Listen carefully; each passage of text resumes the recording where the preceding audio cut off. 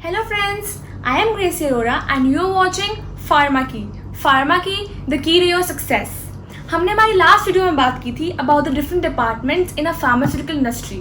Now let's talk about this video. As we know कि pharmaceutical industry में हर type के medicinal dosages और medicinal drugs के firms manufacture होते हैं, which include the tablets, syrups, ointments, creams, injections, powders and everything. But the most important of them is the parenteral. Now what are the parenterals? It is the dosage form that does not enter the intestinal routes since they are administered in the blood intravenously, intramuscularly and also sometimes subcutaneously. Now क्योंकि ये पेरेंटरल्स जो हैं ये directly blood में enter कर रहे हैं इसलिए इनकी bio availability is 100%. Now what is bio availability? Bio availability वो एबिलिटी है हमारे बॉडी के सेल्स की जिससे वो उस मटेरियल को, उस ड्रग को पूरी तरह से अब्जॉर्ब कर लेता है. तो पेरेंटरल्स की वो एबिलिटी 100% होती है, अब्जॉर्ब करने की एबिलिटी. नाउ पेरेंटरल की जो मैन्युफैक्चरिंग है वो एक बहुत क्रिटिकल टास्क है, इसलिए उनकी मैन्युफैक्चरिंग के टाइम हमें एक स्टेराइल एनवायरनमेंट चाहिए होता है. एक्सेप्ट ह्यूमन बॉडी, अगर कोई भी और चीज़ उस मैन्युफैक्चरिंग एरिया में जाती है तो वो उससे पहले ज़रूर स्टेरिलाइज होती है. और स्टेरिलाइजेशन की कोई भी मेथड यूज़ हो भले उसे स्टेरिलाइज करने में, बट वो स्टेरिलाइज ज़रूर होकर जाती है उस मैन्युफैक्चरिंग एरिया में जहाँ पे एक पेरेंटरल की मैन्युफैक्चरिंग हो रही है. नाउ स्टेरिलाइजेशन के भी डिफरेंट टाइप्स हैं, जैसे steam sterilization, dry heat sterilization, UV sterilization, chemical sterilization and filtration.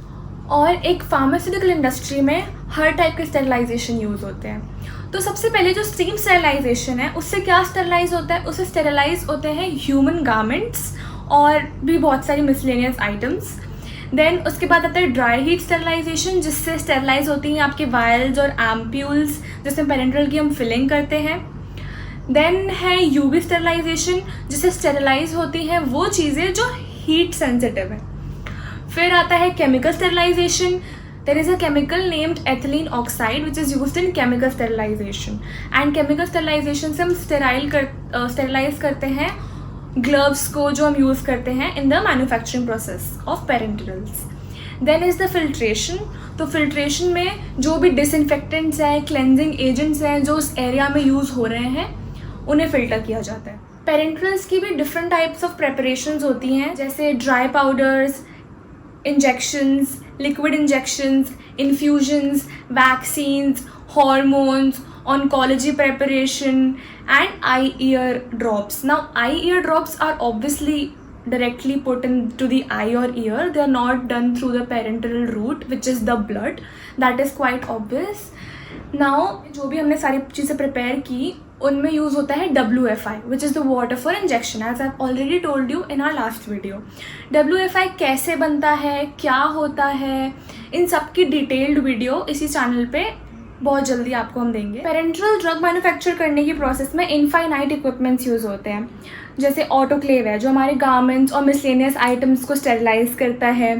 फिर जब कोई वायल्स और एम्प्यूल्स पहले एम्प्टी होते हैं तो उन्हें वायल और एम्प्यूल वॉशिंग मशीन से वॉश किया जाता है. उसके बाद उनको स्टेरिलाइजेशन एंड डीपायरोजनेशन टनल्स के थ्रू स्टेरिलाइज किया जाता है. फिर फिलिंग मशीन से उनके अंदर फिलिंग की जाती है. फिर जैसे फिलिंग हो गई उन्हें सीलिंग मशीन से सील कर दिया जाता है कि उसमें कुछ और एंटर ना करे. देन सील होने के बाद वो विजुअल इंस्पेक्शन मशीन से विजुअली इंस्पेक्ट होते हैं कि उसमें कोई उस वायल और एम्प्यूल में कोई डेंट, कोई क्रैक, कोई ब्लैक पार्टिकल, कोई वाइट पार्टिकल तो नहीं है.